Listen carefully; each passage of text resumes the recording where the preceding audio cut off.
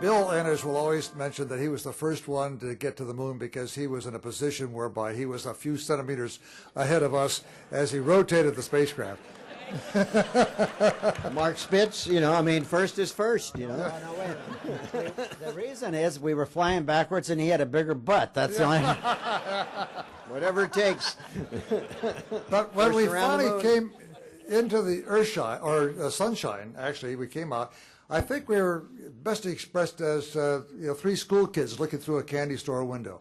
You know, the flight plan was forgotten for a few moments. Our noses were pressed to the glass, and we were all looking at those ancient old craters on the far side of the moon, which, of course, as you all know, we don't see from the Earth. And to see what they were and how they were, we were just 60 miles above the moon at that time. And I think that's one of the great impressions I've had in the first instances of actually becoming a satellite of the moon. Jim was busy photographing along the flight path through the navigation system, and I was shooting right, left, one thing that I don't think we had a light meter. The NASA had calculated what the reflected light would be depending on our longitude, which depend on our time. And so I just checked the clock and I'd turn it F this or F that, and so we got a lot of good pictures of the lunar surface. As Bill said, he was doing all this with photography, and I wanted him to be studying the systems, doing this.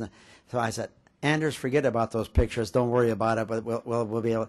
And he was doing all this on the sly in the sauna without anybody knowing about it. But actually, I think that was probably the most important evidence that we brought back was the photography. And Jim and Bill did it all. We were coming around on this third revolution, and I was taking pictures over here. Jim was asleep. I'm not even sure what he was doing. And I think Frank yelled out, "Look," or something. And here was this gorgeous thing coming up over the lunar horizon, the back side of the moon, much rougher than the front side of the moon. And so, boy, there was a mad scramble for cameras. Each guy had one, started firing off. I was lucky because I had one with a long lens and color film. And I just kept snapping and turning the f-stop. And each of the guys took the same view but different size lenses, and it just so happened that NASA picked the one I took as the iconic Earthrise picture. But frankly, even though they both claimed they took it, they know who did, but I consider it kind of a crew picture. We've talked about being in orbit now, and one of the more exciting parts of the mission from my standpoint was lighting the rocket to get us home. Otherwise, we'd still be there. On the 10th revolution, behind the moon, we lit the rocket for about 4 or 5 minutes. It worked perfectly, and we started home. And go ahead, James. Well, I have to get into detail here because we're in the far side of the moon, and we have to light this engine, otherwise we'll be captured permanently as a satellite of the moon.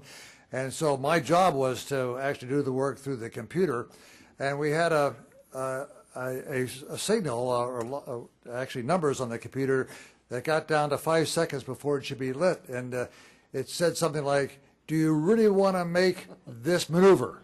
This gave you a little bit of a chance to say, "Hey, I don't want to do this," to think about it. And so I hesitated with my finger, and Borman says, "Push the button, push the button." Anyway, my recollection is we're coming back 35,000 feet a second, way over any world speed record that had been set before, 7 miles a second, basically. And I remarked to Frank or Jim and said, "Gee, it looks like, are we getting sunrise? Or no, were we getting entry?" And they said, "Oh, no, this is sunrise."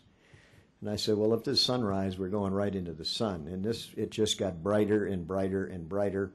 And pretty soon I felt like a bug that was somehow gotten inside a blowtorch flame watching this torch go. And as the G's build up, every now and then it looked like a big chunk would come flying off the heat shield. Well, when you see the meteors coming in, they light up very bright, but really they're just tiny little pebbles, and they ionize and make a big flash. I didn't think about that at the time, and I could just feel the heat coming through the spacecraft. And then we got down lower. We came in at night, first night re-entry. Then it got dark, and at 50,000 feet or so, the drogues fired, and we could feel a jerk. That was very reassuring. And then at 18,000 or something, the main chutes came out, 12,000, and but we couldn't see them, and I think we needed 2 to make it, you know. Yeah. And so it all seemed like one jerk, and I'm thinking, wait a minute, 3 chutes and 1 pull, that's not too good.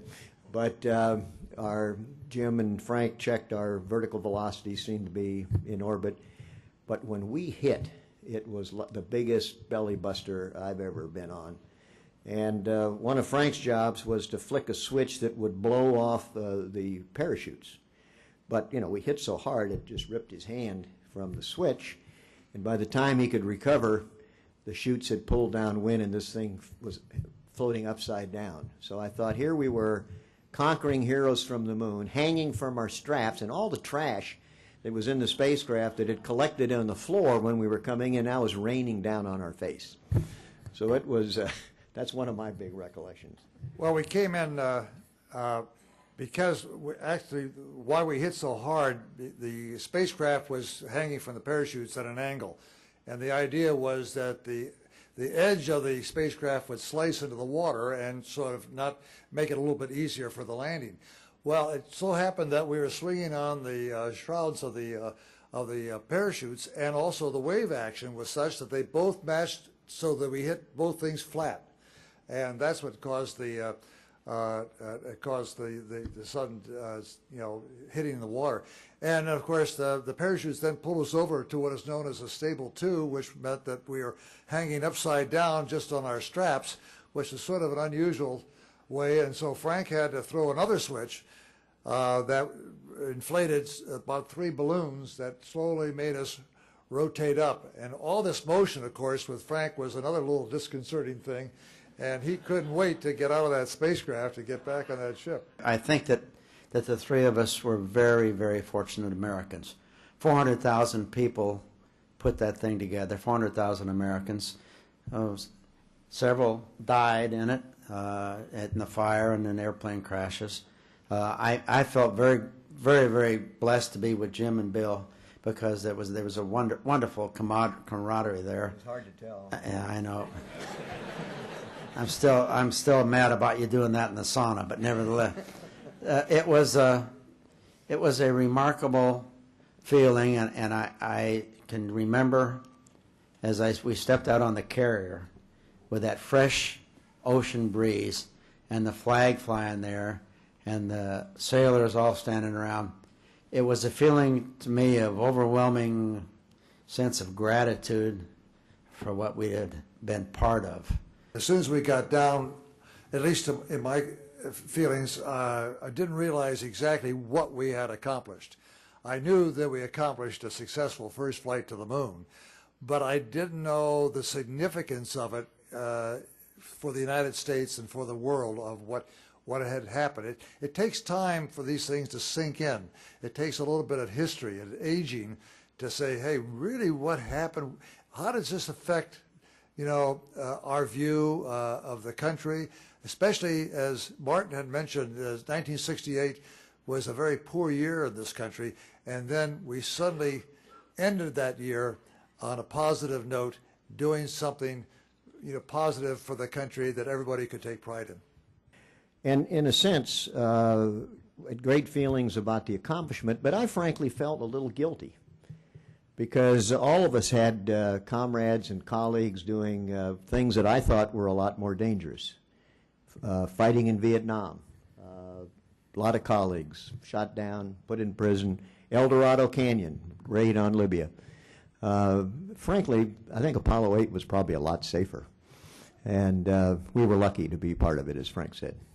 No, I do too. I agree with you. And you stop thinking, look at John Glenn. 69 missions in World War II, and there's so many missions in Korea. And if I hadn't been in Apollo, I would have wanted to been in Vietnam. Yeah. But we weren't, and we sort of got all the adulation and all the success and all the plaudits. And there were so many people that were trying to serve this country under much more difficult circumstances. So I felt very humble and very grateful.